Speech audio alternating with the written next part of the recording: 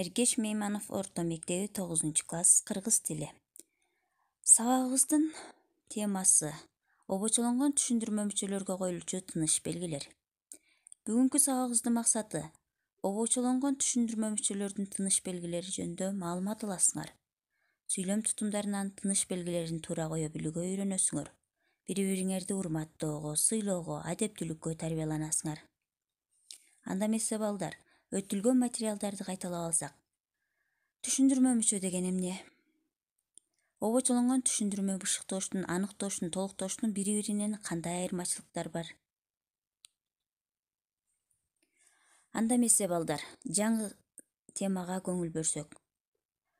Обочолонгон түшүндүрмө мүчө ооз эки кепте өзгөчө интонация менен бөлүнүп айтылат. Анын башталышында, аякталышында кыска тыным болот да, көтөрүңкү үн менен такталып, дааналанып айтылат. Жазууда ошол тыным түшүндүрмө мүчөнүн эки жагынан үтүр белгиси коюлат. Силерге талыкпаган эмгек азаматтарына элибиз чын жүрөктөн алкыш айтат. Обочолонгон түшүндүрмө мүчө же айкындалгыч бирөңчөй болсо, анда айкындалгычтан кийин сызыкча, обочолонгон түшүндүрмө мүчөдөн кийин үтүр белгиси коюлуп жазылат. Мисалы, Керим, Зулайка, Эркинбек биздин үлгүлүү окуучуларыбыз мектепти бүткөндөн кийин билим алууну улантууну чечишти. Бул жерде Керим, Зулайка, Эркинбектин ким экендигин тактап, чечмелеп белгилеп отурат. Бирөңчөй мүчөлөрдү үтүр менен ажыратып, анан ортосуна сызыкча белгиси коюлду. Илептүү сүйлөмдөрдө этиштик баяндооч менен орун алмашып айтыла берет. Эгерде мындай сүйлөмдүн аягында орун алган энин обочолонгон түшүндүрмө мүчөсү болсо, анда аларды сырткы көрүнүшү боюнча бирөңчөй мүчө деп чаташтыруу үчүн арасына сызыкча коюлат.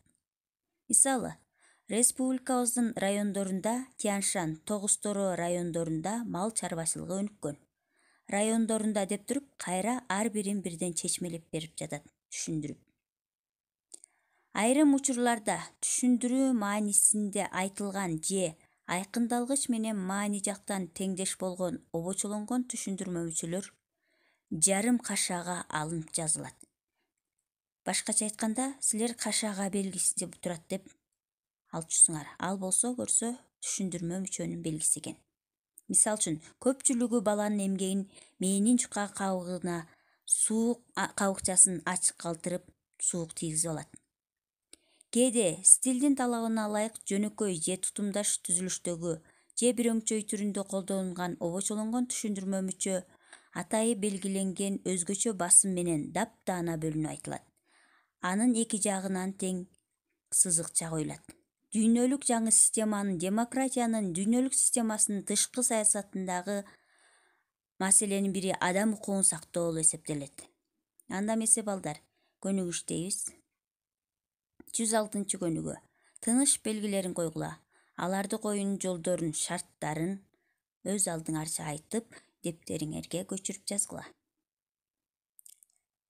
Үйгө тапшырма. 104 көнүгүү.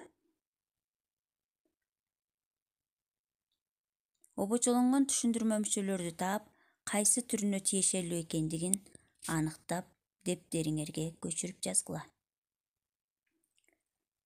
Саламатта тургула балдар.